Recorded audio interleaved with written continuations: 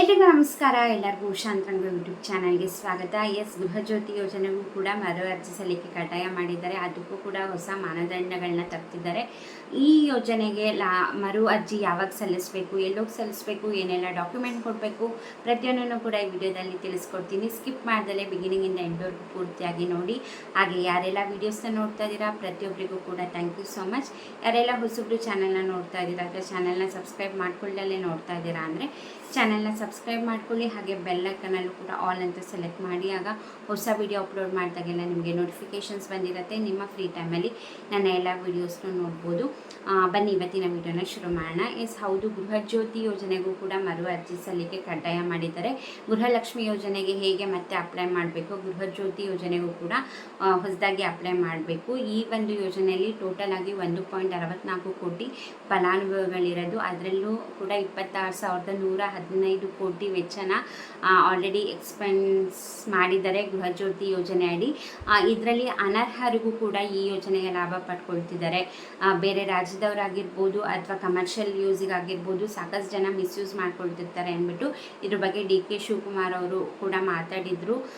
ಹಾಗಾಗಿ ಈ ಗ್ಯಾರಂಟಿ ಯೋಜನೆಗಳಿಂದಲೇ 100 ಕೋಟಿ ಹಣ ನಮಗೆ ದುರುಪಯೋಗ ಆಗ್ತಾ ಇದೆ. ಹಾಗಾಗಿ ಮರು ಅರ್ಜಿಗೆ ಸಲ್ಲಿಕೆ ಕಡ್ಡಾಯ ಅಂತ ಮಾಡಿದ್ದಾರೆ. ಈ ಗೃಹಜ್ಯೋತಿ ಯೋಜನೆಗೆ ಹೊಸ ಮಾನದಂಡಗಳು ಏನೇನಪ್ಪ ಅಂತಂದರೆ, ಇಷ್ಟು ದಿನ ಏನಾಗ್ತಿತ್ತು ಅಂದರೆ, ಮುಂಚೆ ಈ ಯೋಜನೆಗೆ ಅರ್ಜಿ ಸಲ್ಲಿಸ್ಬೇಕಾದ್ರೆ ನಿಮ್ಮದು ಕರೆಂಟ್ ಬಿಲ್ಲಲ್ಲಿ ಏನು ID ಇರ್ತಿತ್ತು ಅದನ್ನು ಹಾಕಿ ನೋಂದಣಿ ಮಾಡಿಕೊಂಡು OTP ಹಾಕಿಬಿಟ್ಟು ನೀವು ನಿಮ್ಮ ಮೊಬೈಲ್ ನಂಬರ್ನ ಹಾಕಿದ್ದೀರಾ ಅಂದರೆ ನೀವು ಈ ಯೋಜನೆಯ ಲಾಭನ ಪಡ್ಕೋಬೋದಾಗಿತ್ತು, ಉಚಿತವಾಗಿ 200 ಯೂನಿಟ್ ಫ್ರೀ. ಈಗ ಮರು ಅರ್ಜಿ ಟೈಮಲ್ಲಿ ನೀವು ಕರ್ನಾಟಕದವರೇನ ಫಲಾನುಭವಿಗಳು ಅಥವಾ ಬೇರೆ ರಾಜ್ಯದವರು ಅಂತ ಕಂಡುಹಿಡಿಯೋಕ್ಕೋಸ್ಕರ ವೋಟರ್ ID-ನ ಕಂಪಲ್ಸರಿಯಾಗಿ ಒಂದು ದಾಖಲೆ ಮಾಡಬೇಕು ಅಂದ್ಬಿಟ್ಟು ಮಾತಾಡ್ಕೊಳ್ತಿದ್ದಾರೆ. ಬಟ್ ಇದ್ರ ಬಗ್ಗೆ ಅಫಿಷಿಯಲ್ ಆಗಿ ಅನೌನ್ಸ್ ಮಾಡಿಲ್ಲ. ಯಾಕಂದರೆ ಗೊತ್ತಾಗಬೇಕಲ್ಲ ಕರ್ನಾಟಕದವರೇನಾ ಬೇರೆದವರೇನಾ ಅಂತ. ಯಾಕಂದರೆ ಅದರಲ್ಲೂ ಬೆಂಗಳೂರು ಅಂತ ಕಡೆ ಕೆಲಸಕ್ಕೆ ಅಂದ್ಬಿಟ್ಟು ಬೇರೆ ರಾಜ್ಯದವರು ಸಾಕಷ್ಟು ಜನ ಬಂದಿರ್ತಾರೆ, ಮನೆ ಬಾಡಿಗೆಲಿ ಇರ್ತಾರೆ.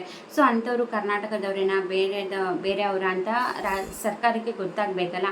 ಹಾಗಾಗಿ ಯಾಕಂದರೆ ಈಗ ಆಧಾರ್ ಕಾರ್ಡ್ ತುಂಬ ಫೇಕ್ ಆಧಾರ್ ಕಾರ್ಡ್ಗಳನ್ನ ಮಾಡಿಸ್ಕೊಳ್ತಿದ್ದಾರೆ. ಹಾಗಾಗಿ ವೋಟರ್ ID ಆಪ್ಷನ್ನ ಯೂಸ್ ಮಾಡಿಕೊಂಡ್ರೆ ನಮಗೆ ಗೊತ್ತಾಗುತ್ತೆ ಅಟ್ಲೀಸ್ಟ್ ಇವ್ರು ನಮ್ಮ ರಾಜ್ಯದವರೇನಾ ಬೇರೆದವರೇನಾ ಅಂತ. ಸೊ ಹಾಗಾಗಿ ವೋಟರ್ ID ಮಾಡಬೇಕು ಅಂತ ಹೇಳ್ತಿದ್ದಾರೆ. ಬಟ್ ಇದನ್ನು ಅಫಿಷಿಯಲಾಗಿ ಅನೌನ್ಸ್ ಮಾಡಿಲ್ಲ. ಇದನ್ನು ಕ್ಯಾಬಿನೆಟಲ್ಲಿ ಮೀಟಿಂಗ್ನ ಮಾಡಿ ಅದರಲ್ಲಿ ಫೈನಲ್ ಡಿಸಿಷನ್ನ ನಿರ್ಧಾರನ ತಗೊಳ್ತಾರೆ.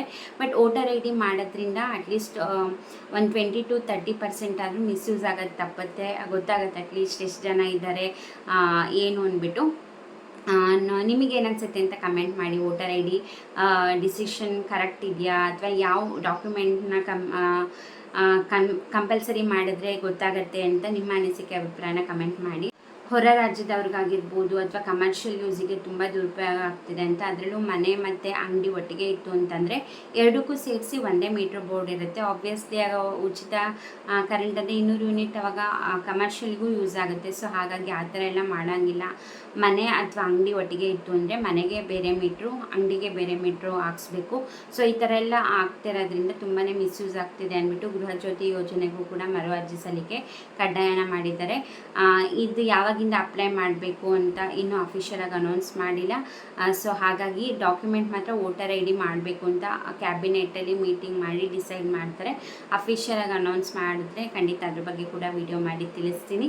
ನಿಮಗೆ ಈ ಡಿಸಿಷನ್ ಏನು ಅನಿಸುತ್ತೆ ಅನ್ನೋದ್ರ ಬಗ್ಗೆ ಕಮೆಂಟ್ ಸೆಕ್ಷನಲ್ಲಿ ತಿಳಿಸೋದನ್ನ ಮರಿಬೇಡಿ. ಹಾಗೆ ನಿಮಗೆ ಗೃಹಲಕ್ಷ್ಮಿ ಯೋಜನೆಯಲ್ಲೂ ಕೂಡ ಹೊಸ ಬದಲಾವಣೆನ ಮಾಡಿದ್ದಾರೆ, ಕೆಲವು ಚೇಂಜಸ್ನ ತಂದಿದ್ದಾರೆ. ಅದ್ರ ಬಗ್ಗೆ ನಾನು ಆಲ್ರೆಡಿ ವಿಡಿಯೋ ಮಾಡಿದ್ದೀನಿ ಹಿಂದಿನ ವಿಡಿಯೋದಲ್ಲಿ.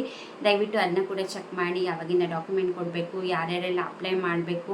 ಈಗ ಕೆಲವು ರೇಷನ್ ಕಾರ್ಡ್ಗಳು ಕ್ಯಾನ್ಸಲ್ ಆಗಿದೆ, ವರ್ಗಾವಣೆ ಕೂಡ ಮಾಡಿದ್ದಾರೆ. ಅಂಥವರು ಅಪ್ಲೈ ಮಾಡ್ಬೋದಾ ಬೇಡವಾ, ಅಥವಾ ಮೃತಪಟ್ಟಿರೋರು ನೆಕ್ಸ್ಟ್ ಯಾರು ಅರ್ಜಿ ಸಲ್ಲಿಸ್ಬೋದು, ಪ್ರತಿಯೊಂದನ್ನು ಕೂಡ ಆ ವಿಡಿಯೋದಲ್ಲಿ ಎಕ್ಸ್ಪ್ಲೇನ್ ಮಾಡಿದ್ದೀನಿ. ಸೊ ಆ ವಿಡಿಯೋನ ಕೂಡ ಚೆಕ್ ಮಾಡಿ. ಹಾಗೆ ನಿಮಗೆ ನೋಟಿಫಿಕೇಷನ್ ಬರಬೇಕು ಅಂದರೆ ಸಬ್ಸ್ಕ್ರೈಬ್ ಮಾಡಿಕೊಂಡು ಆಲ್ ಅಂತ ನೋಟಿಫಿಕೇಷನ್ ಸೆಲೆಕ್ಟ್ ಮಾಡಿದ್ರೆ ನಿಮಗೆ ಹೊಸ ಹೊಸ ಅಪ್ಡೇಟ್ಸ್ನ ವಿಡಿಯೋ ಮಾಡಿದಾಗೆಲ್ಲ ನಿಮಗೆ ನೋಟಿಫಿಕೇಷನ್ ಬಂದಿರುತ್ತೆ. ನಿಮ್ಮ ಫ್ರೀ ಟೈಮಲ್ಲಿ ನನ್ನ ವೀಡಿಯೋಸ್ನ ನೋಡ್ಬೋದು. ರಾಜ್ಯ ಸರ್ಕಾರ, ಕೇಂದ್ರ ಸರ್ಕಾರದಿಂದ ಅಪ್ಡೇಟ್ಸ್ ಆಗಲಿ, ಏನೇ ಹೊಸ ಅಪ್ಡೇಟ್ ಬರಲಿ, ಯಾವುದೇ ಹೊಸ ಯೋಜನೆ ಬಗ್ಗೆ ಮಾಹಿತಿ ಬರಲಿ, ನಾನು ವಿಡಿಯೋ ಮಾಡಿ ತಿಳಿಸ್ತೀನಿ. ನಿಮ್ಮ ಸಪೋರ್ಟ್ ನಂಗೆ ತುಂಬಾ ಮೋಟಿವೇಶನ್ ಸಿಗುತ್ತೆ. ಸಪೋರ್ಟ್ ಮಾಡಿ, ಲೈಕ್ ಮಾಡಿ, ಶೇರ್ ಮಾಡಿ, ಸಬ್ಸ್ಕ್ರೈಬ್ ಮಾಡ್ಕೊಳ್ಳಿ. ನೀವು ಸಪೋರ್ಟ್ ಮಾಡಿದ್ರೆ ಇನ್ನೂ ಕೂಡ ಹೆಚ್ಚು ಜನಕ್ಕೆ ನನ್ನ ವೀಡಿಯೋಸ್ ರೀಚ್ ಆಗುತ್ತೆ. Thank you so much. ಇಷ್ಟೊತ್ತು ವಿಡಿಯೋ ನೋಡಿದ್ದಕ್ಕೆ ನಮಸ್ಕಾರ.